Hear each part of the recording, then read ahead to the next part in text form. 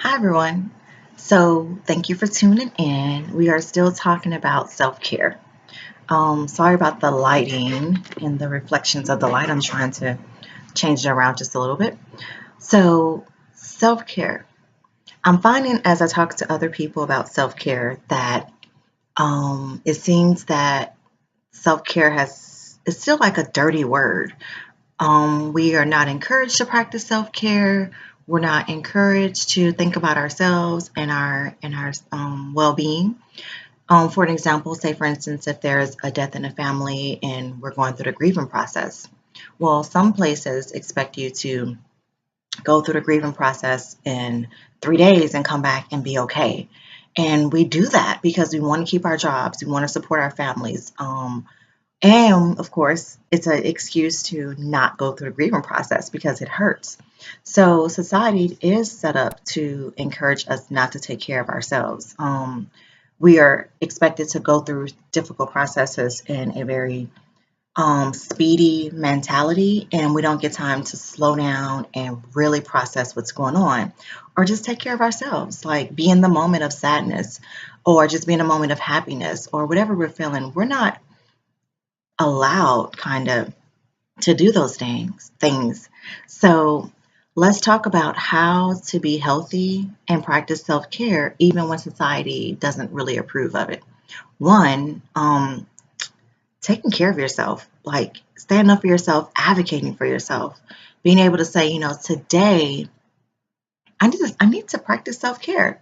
Today I just don't feel good. Or today I'm so overwhelmed that if I could take a mental health day to practice self care, such as go get a massage, watch your favorite movie and laugh, spend time with friends, journal, journal, or just basically just take time to do something that you've been wanting to do for a while and haven't been able to. Um, that would be great for self care. I don't know how everyone life is set up, but taking a mental health day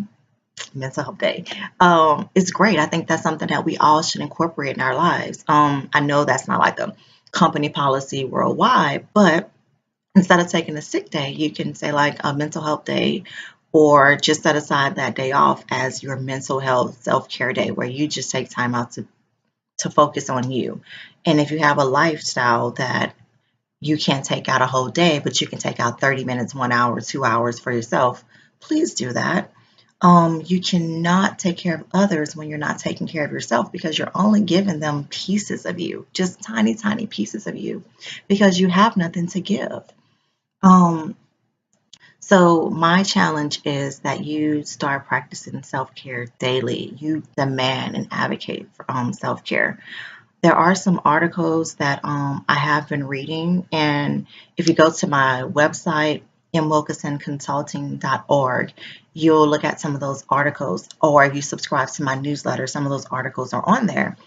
Just research and other people's thoughts about self-care. I'll be posting more articles as I find them interesting. Again, when I post these articles, that does not mean that I am actually like an advocate of what they're saying, but it's to help you think. It's so that you can start thinking about self-care and look at it from different perspectives, because that is the whole purpose of interacting with others. We do that so that we can have different perspectives.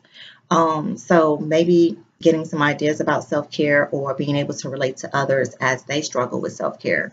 Some of the articles are like from Psychology Today, or articles that have a lot of research behind it. But if I find articles or blogs or links to other people who are, who haven't done research, but just from the experience that they have about self-care, I definitely want to get those people involved as well. Let you guys look at their perspective on self-care, because I'm not the only one out there with a perspective of self-care. I just want to be your catalyst to help you, like my videos, or to help you um, think about self-care in a different perspective, and really think about, hey, it's not selfish. It's selfish not to practice self-care, because you cannot help others. You can't be a great mom, great wife, great husband, great spouse, great partner, great employee. You can't be a great friend. You can't be a lot of things when you're not giving 100%, because you don't have 100% to give. So hopefully today we're motivating I'm motivating you to just think differently and deeper about self-care. Meditation. So let's talk about meditation for a second. You know, I'm a meditation advocate because I love meditation. So today, I finally got my daughter, my oldest daughter, to meditate with me for 5 minutes. So mind you, I just want you to know that she is not into meditation. And I try to talk her into it a lot. So this morning she finally gave in. I was like, honey, please come meditate with me.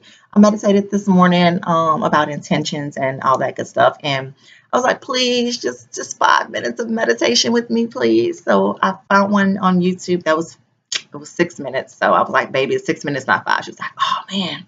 So she sat down with me. We got in our positions and we let the YouTube video play. And I was in la la land. Like, I love the fact that I got to experience that with my daughter. It was amazing. So her perspective on meditation has not changed. She's still not a fan. But the fact that she tried something different is all I wanted. I just wanted her to try something different. And she did. So I was excited about it. I was happy, excited. It didn't change her perspective on meditation, but she tried something different. So I'm hoping that that in the future, maybe next week, I'll push again because I'm gonna push again. So maybe next week or a few weeks later, I'll ask her again to practice some meditation with me, and she may end up liking it, or she just may benefit from the time that we're spending together and we're doing something together. Either way it go, there's going to be some benefits from it. So I said that because I love spending time with my kids. In the morning time is our time, me and my daughter's time together. We have X amount of time together and we talk, we do things, we catch up, we plan, we laugh. We just have a good time in the morning. I know it's like 5:30 in the morning and it's crazy.